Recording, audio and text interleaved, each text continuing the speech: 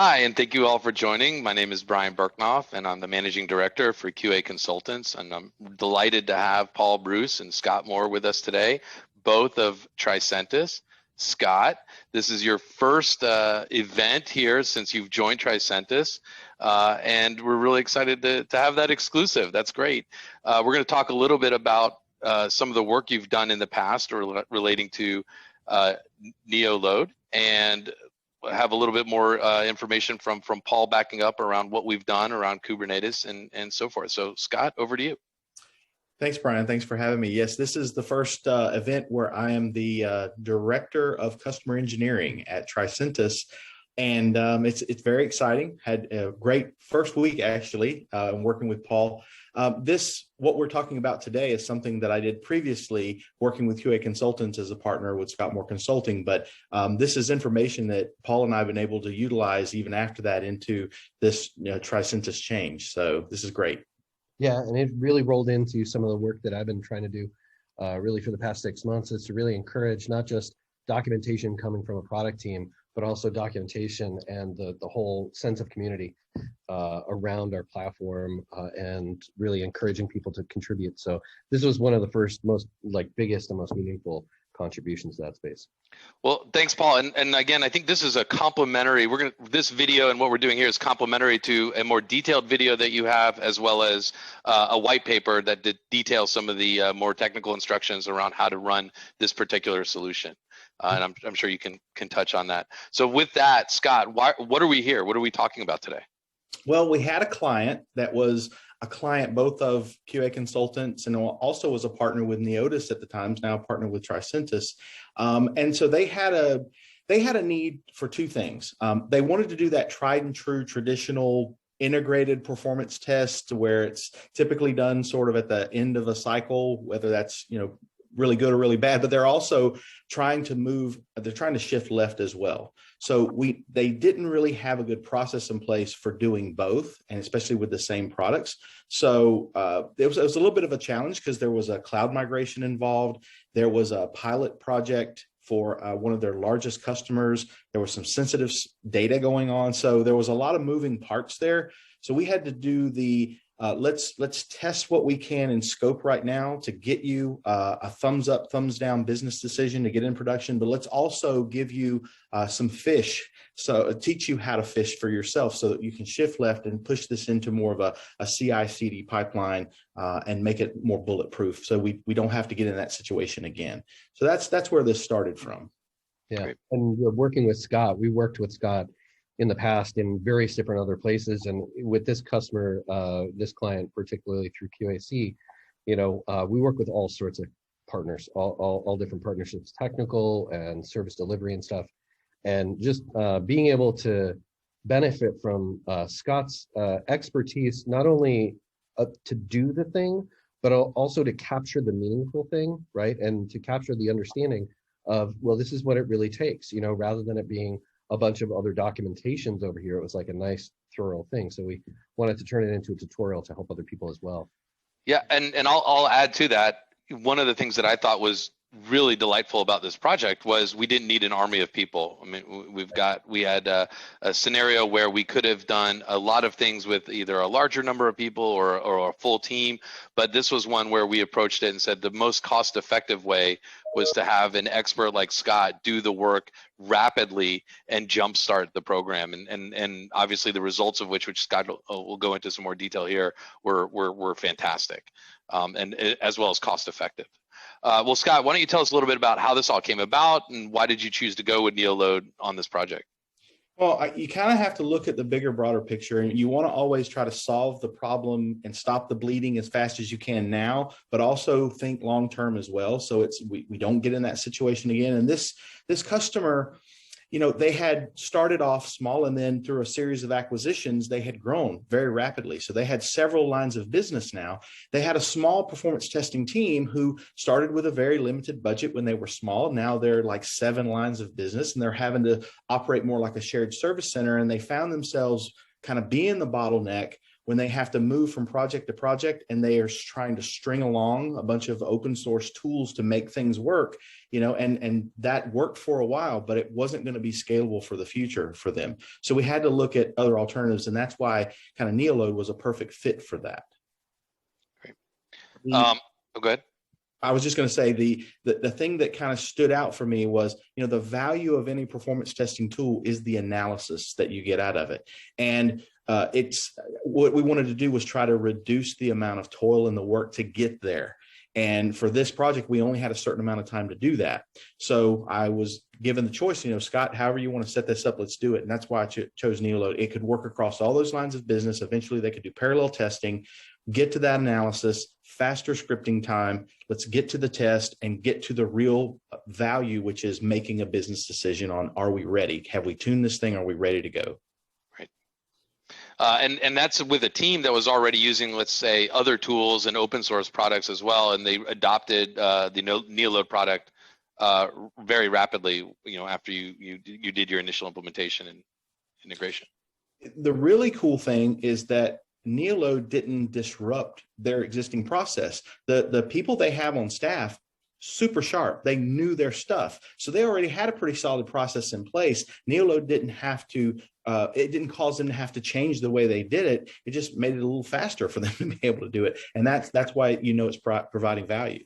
Well, and I think, and Paul, if you want to touch on this too, but the cost effectiveness part of it was, there's a commercial cost, there's a license cost to it, but that was, superseded, if not mitigated, by the fact that it had the analysis and the connectivity built into it as a single product, and allowed us to be more efficient in how we use the professional services as well. Yeah, it kind of goes back to that good, fast, cheap thing. Yes, I understand that there are budgets in the real world, and yes, I understand that's a constraint. But generally speaking, when we ask people, what are you really trying to accomplish? Is it good? Is it fast? Or is it cheap?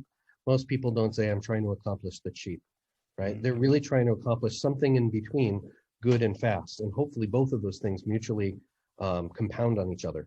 And so, I think, yes, cost effective is one way to put it. Also, forget all the ROI and stuff. It's what is your time worth, and what is the opportunity cost of twiddling around with things and trying to find the right articles and all that stuff in tool sets that are disconnected, that don't have built-in integrations, that isn't necessarily from a product team at all, maybe a product team, maybe not, or certainly a product team that is thinking through, what is your workflow, what is your use case, how to get you right to where you're looking to go.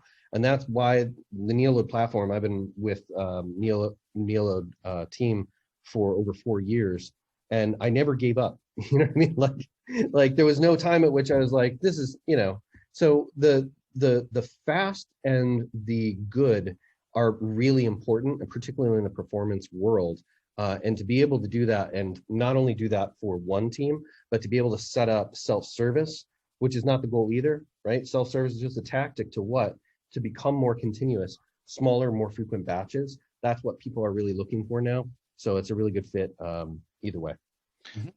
Well said. Let's just kind of to capitalize on that. Scott, tell us a little bit about why you would want to use, in this case, it was a deployment of NeoLoad on-premise versus a NeoLoad SaaS solution. You talk a little bit about why you chose what you did and why it was the best fit here, and then we'll tie that into some of the things Paul was talking about.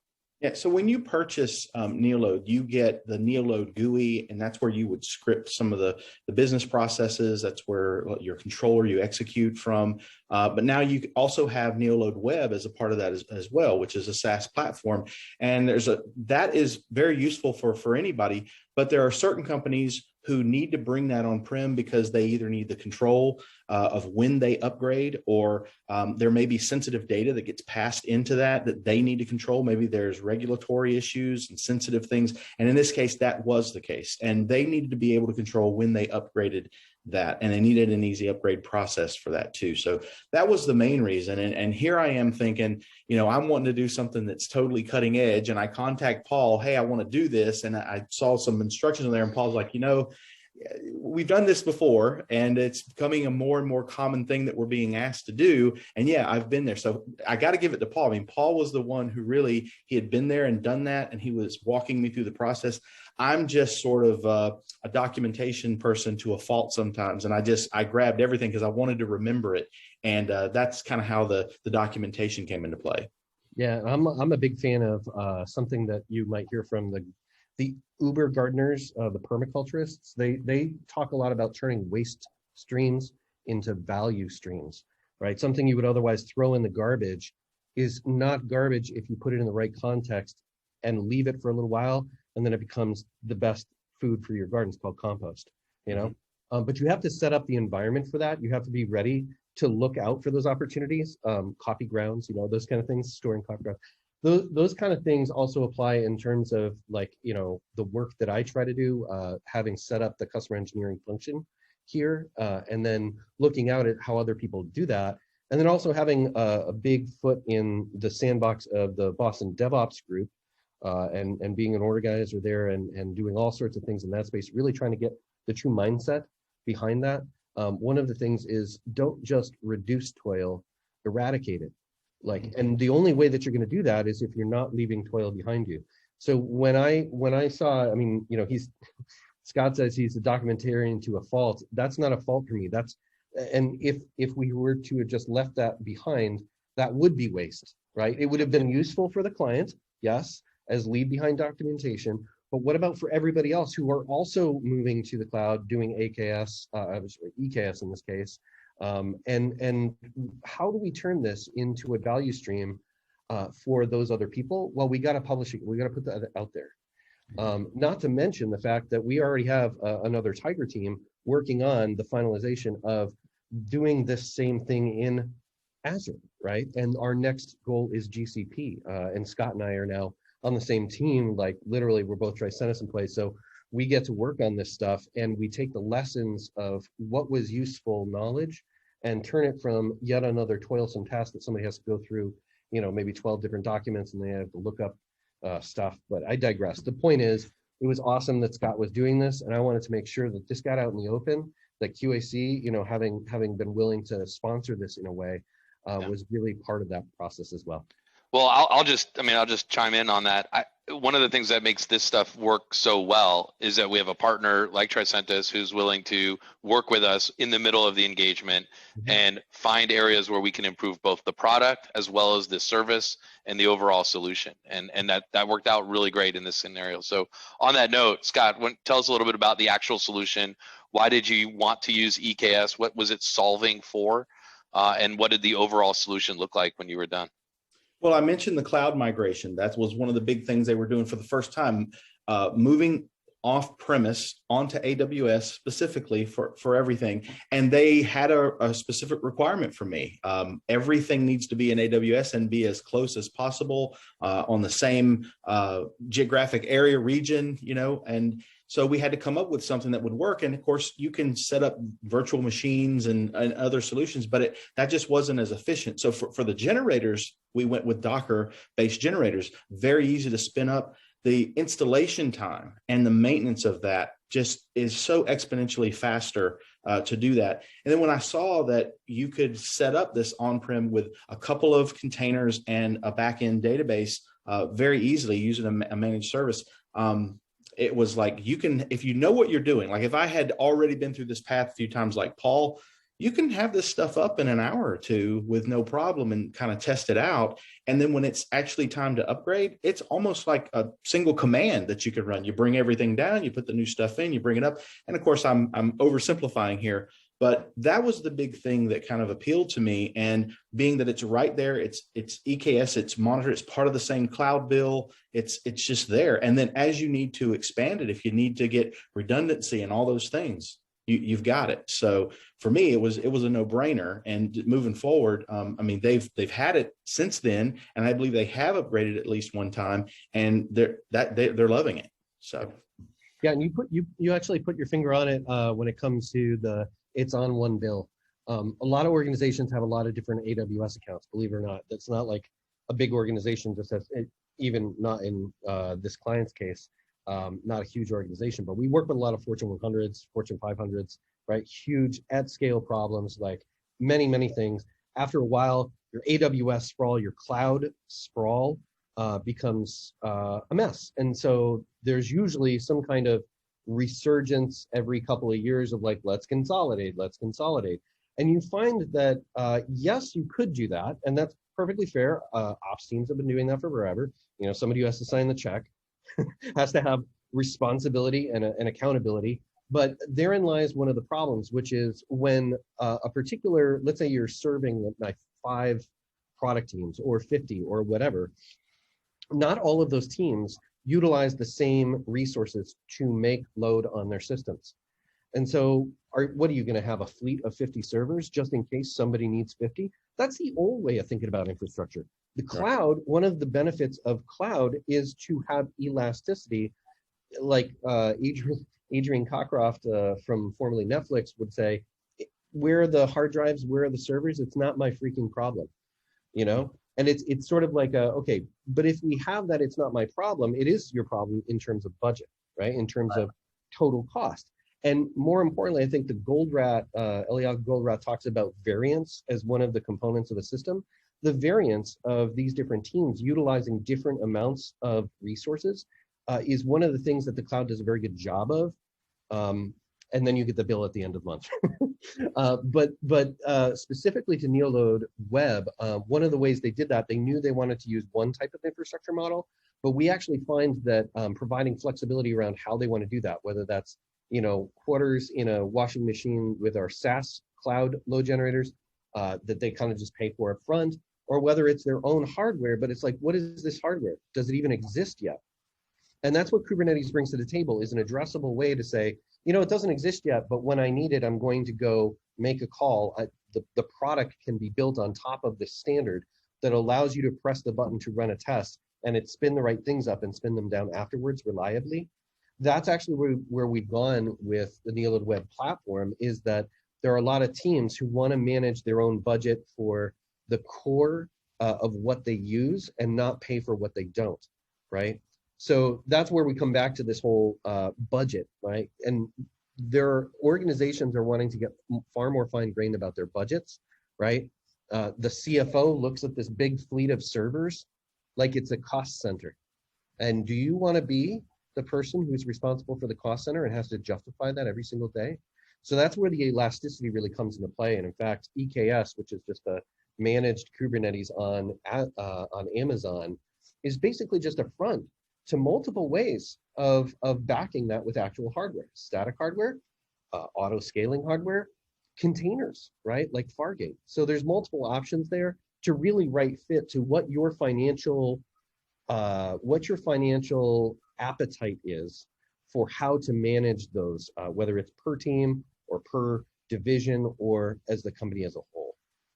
Well, as the culprit of, as you say, the old way of many cost centers, right? I'll say just all three of us over our careers of having to be responsible for procuring such large amounts of hardware and the software and the support that goes through it. You're absolutely right. And now one of the things that this gives us, at least at an organizational and an operational level, is you have different internal charge capabilities now. You can actually pay by the test internally, and the infrastructure, the elasticity, as you said, comes with it. And you can dial that in a little bit more. So just on that last note, and before we wrap up here, you know, Scott, you want to talk a little bit about the ROI that you observed as part of this program, and why this solution, running NeoLoad as almost an on-premise solution, but in an EKS system, what was your ROI as you saw from the customer's point of view?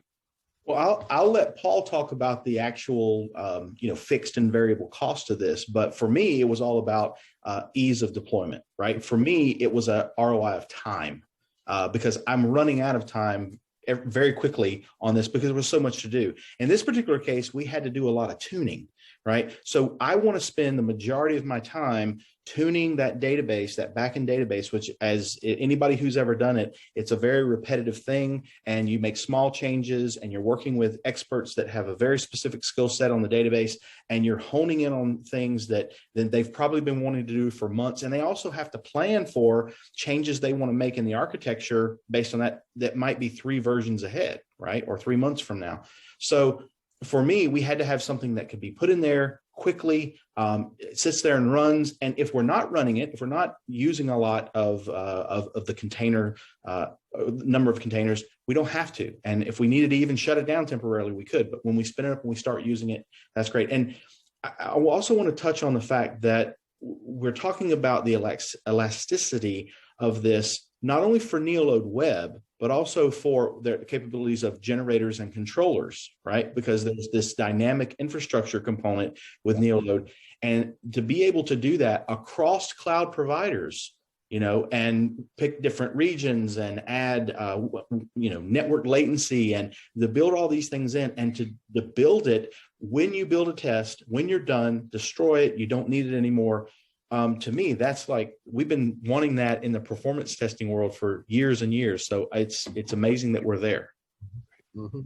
Yeah. So when it comes to like I won't call it the ROI, but the cost of deploying in a cloud environment, especially with software that has to be always, some of the components of the software have to be always available.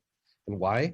Because let's back up for a second. Once you do this, you're not just pressing buttons every so often, every couple of days, right? This could be easily baked into like early sanity checks and regular regression load on APIs and even end apps. And so that's usually articulated in a pipeline, right? The modern approach is to put those semantics in a pipeline so they're out of your head and so that they work reliably. And when they don't, something's not right. You got to tweak and fix and adjust so that it will be consistent and reliable. Well, because of that, you have to have at least one part of this platform to be always there and available, right? The APIs are always there and available. So the fixed costs of running what Scott mentioned, there's a difference between NeoLoad Web, which is the graphical dashboards, the backend APIs, right? And the platform itself versus connection off to something that makes the load on the system, the load injectors, the load generators, right? Those clusters aside, there's the fixed cost of basically just, and this is all your cost you spend, but what we found in AWS is that when you deploy NeoLoad Web, right, you're basically, if you deploy it on EKS, you're paying for a Kube master, a Kubernetes master, which is about $5 a day, right, or $2,000 a year. And then we highly recommend going with a subscription or some kind of supported model for MongoDB, which is the backend. So, if you were to just go list price, you might go find list price for MongoDB. And generally that's not cheap. It's about $25K for, really high tier support, right, as standalone. But as it turns out, most of these organizations that we're working with already either have a Mongo license, like an enterprise license, and it's really no skin off their back, or how sales conversations go, you could probably get this for a little bit less than list price. So for the fixed cost of just running the platform itself, it's not really a ton of money to get a huge amount of value, to have high operational readiness and availability on your continuous performance testing platform. Now on the variable cost side, right, how do we deal with that?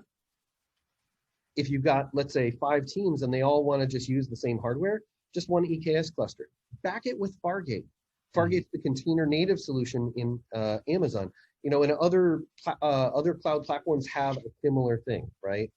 So the point is, rather than having to back that load infrastructure cluster up with fixed hardware that's always around, like 4 or 5 cube nodes, right, to just sit there waiting for that. Sometimes you want that capacity as always on. But in this case, you can get away with actually backing it with something that is truly elastic and container native and reaches out to the cloud's own container native thing. So you're only paying for the containers when you're using them and not the hardware underneath the cluster. So that variable cost, right, can depend on your project, on the frequency of how often you do that, on the size of the tests, right? But because of EKS, because of these cloud platforms having Kubernetes, which is an awesome idea to begin with, and always has been, to be a fully accepted, managed, and deployable service, we can lower that cost of performance testing big time. And the good news is you only pay for what you need, right? And no long planning and prep cycles for new hardware. Remember the days where you'd fax an IT person and 6 months later you'd get back the 40 servers or the 4 servers that you need? That's not what we live in anymore. We don't have to. Congratulations.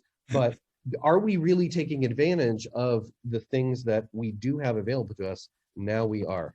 So Paul, before we shut it down, can you just briefly direct anyone who's interested into where they can get, I think we're calling it a white paper or at least a tech document, as well as maybe I think there's a more detailed video of you walking through it as well. Sure. So that would be connect.neotis, neotys.com. That's the community-driven tutorials and articles. That's where Scott, before he was a Tricentis employee, did this great article. We put it right in there. It's one of the first links from top left, how to deploy NeoLoad Web.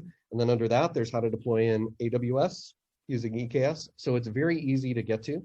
And I'm sure that we're going to continue to push this stuff on LinkedIn and social media and stuff like that, so that there's plenty of places for people to get to it. Perfect. And then Scott, I'll ask you to wrap this up and maybe include a comment. One of the things that I love about this solution and just about some of these other solutions that we've been working on is it's all towards the idea of continuous performance testing, and more importantly, continuous performance engineering. Being able to include this, Paul, you walked through it really well. Just the idea of having this be part of your pipelines, and we don't need what we used to need. It's no longer expensive in terms of time or money or hardware to do some things that we think are really important. So Scott, maybe you can touch on that as well as anything else you'd like to close with.